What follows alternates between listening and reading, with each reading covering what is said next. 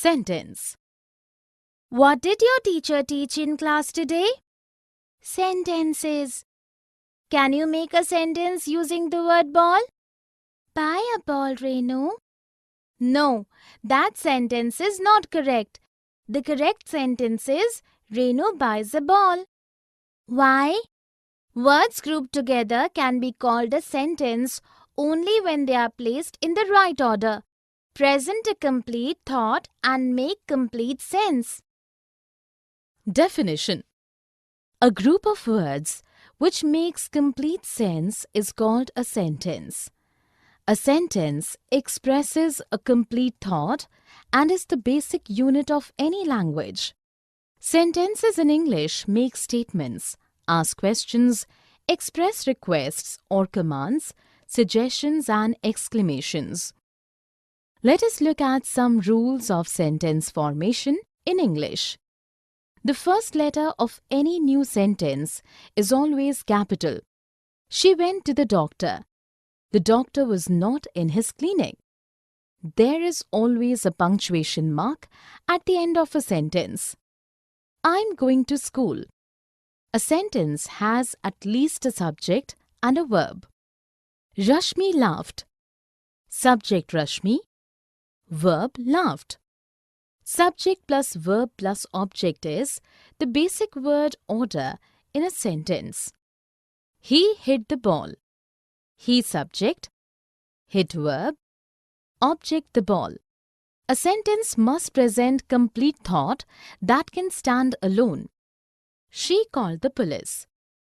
There must be subject-verb agreement in a sentence. Those children go to school by bus. Plural subject children takes the plural verb go. What is a sentence? Look at the animals in the zoo and tell me something about them. I likes rabbits. The correct sentence is I like rabbits. Monkeys bananas. That is not a complete sentence, since it does not make sense. A sentence must contain a verb. The correct sentence is monkeys are eating bananas. Definition. A group of words presenting a complete idea which makes complete sense is called a sentence. Let us look at some sentence structures. If a sentence has one statement presenting one complete idea, it is a simple sentence. The day was very hot. If a sentence has more than one statement presenting more than one thought and both the statements can stand alone as separate sentences, then the sentence is compound sentence. The day was very hot, so we cancelled our picnic. Here, the day was very hot and we cancelled our picnic can both stand alone, separately, as independent sentences, each one expressing a complete thought, joined together by conjunction so. If a sentence contains two statements, each presenting a different thought, but only one of these statements can stand alone separately as an independent sentence, it is called a complex sentence. If it is a hot day, we will cancel our picnic. Here, we will cancel our picnic presents a complete thought and can stand alone as a separate sentence. But the second thought, if it is a hot day, cannot stand separately as an independent sentence.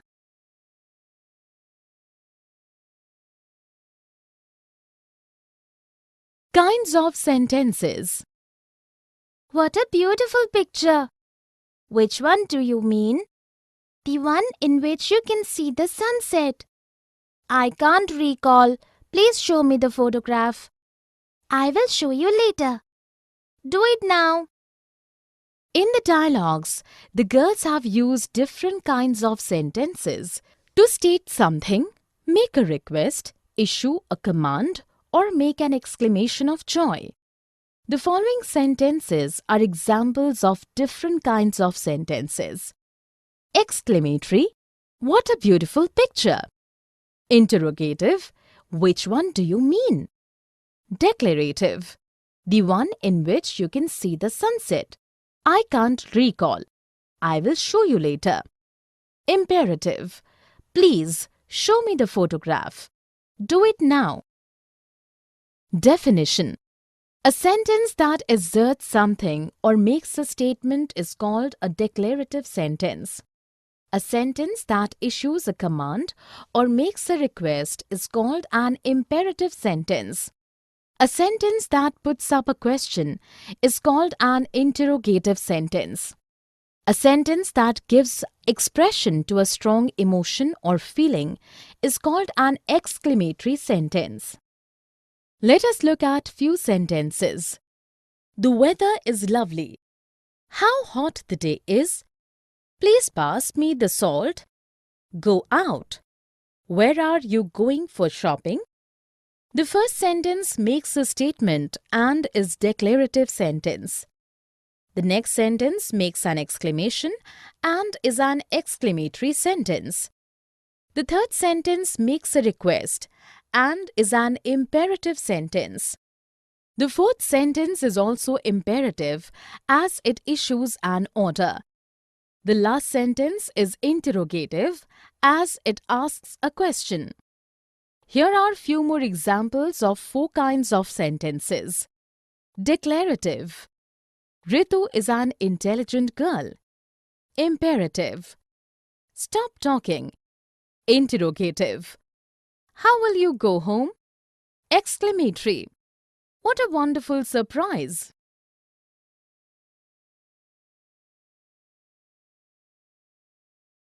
The imperative. Stop shouting immediately.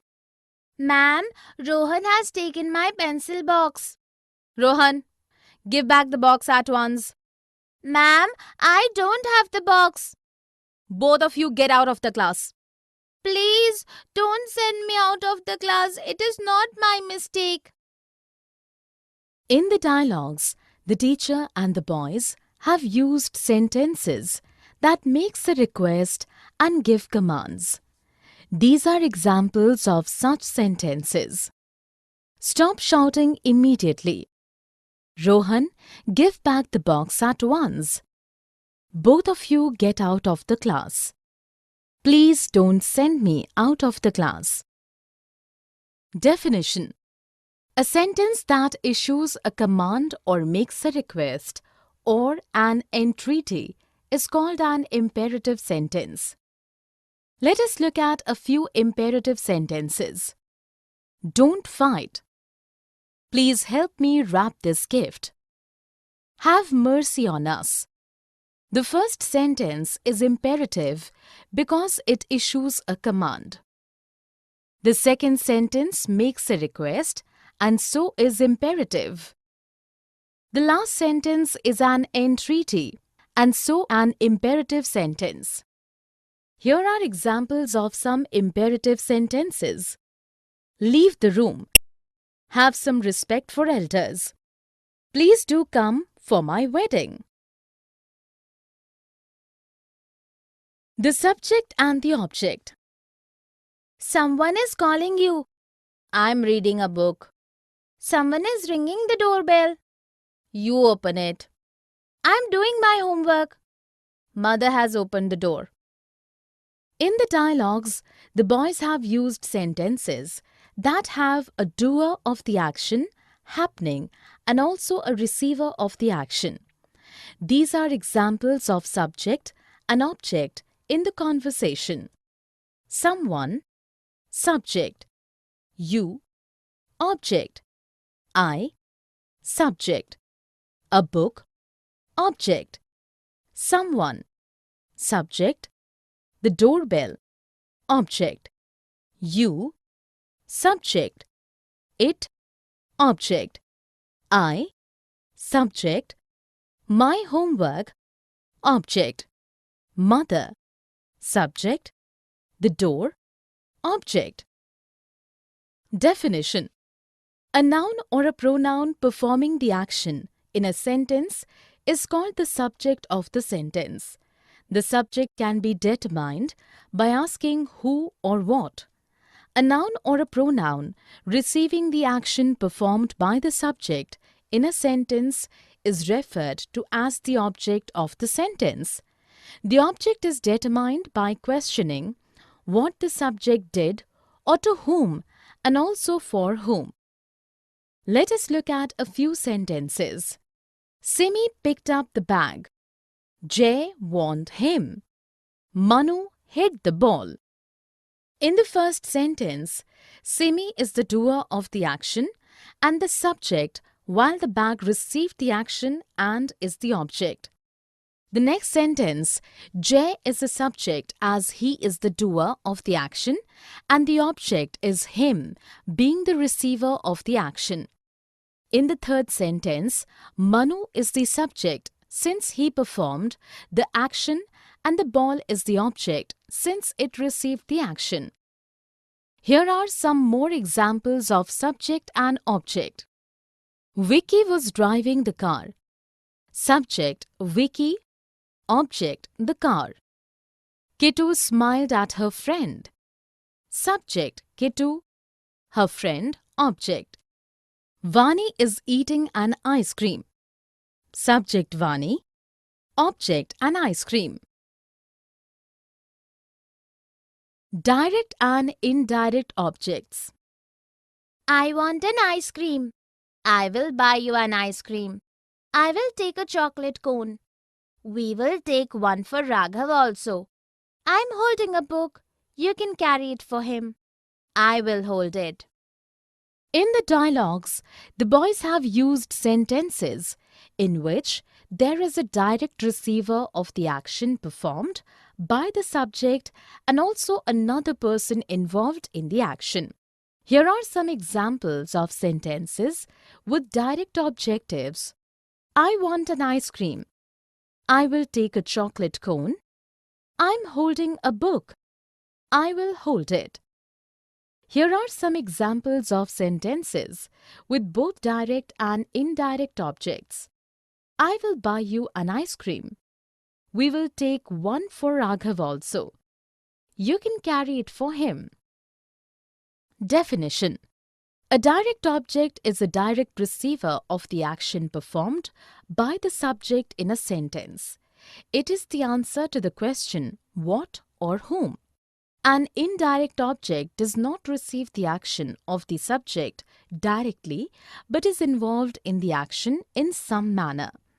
It is the answer to the question, to whom, for what. A sentence with an indirect object must also have a direct object. Let us look at a few sentences. Zeenat caught the ball. Harmeet is buying a new dress for his sister. Purvi gifted a phone to Kamna. In the first sentence, the ball is the direct object since it is the direct receiver of the action performed by the subject Zeenat. In the next sentence, a new dress is the direct object of the verb and his sister is the indirect object as it answers the question for whom. In the third sentence, a phone is the direct object as it answers the question what and Kamna is the indirect object as it answers the question for whom. Here are few more examples of direct and indirect objects. Dheeraj won the race. Akash will write a letter to his teacher. Positive and negative sentences. I'm going to visit Shimla during summer vacations. I'm not going anywhere in the holidays. My parents are busy. My grandparents live in Shimla. My grandparents don't live in another city. They live with us. You can come with me. I cannot come with you. My parents will not allow me. In the dialogues, the girls have used several positive and negative sentences. These are examples of such sentences. Positive. I'm going to visit Shimla during summer vacations. My parents are busy. My grandparents live in Shimla. They live with us. You can come with me. Negative. I'm not going anywhere in the holidays. My grandparents don't live in another city. They live with us. I cannot come with you. My parents will not allow me. Definition: a positive sentence expresses something affirmative. It states something is so. A negative sentence expresses something negative. It speaks of something that is not so. To form a negative sentence, we need to use words like no one, nobody, no, never, not, none, shouldn't, wouldn't, couldn't, can't, isn't, won't, shan't. Let us look at few sentences. Lara is smiling. Raksha has bought a new dress. Madhav does not like to play badminton. Hetal cannot swim. The first sentence affirms that Lara is smiling, and so is a positive sentence.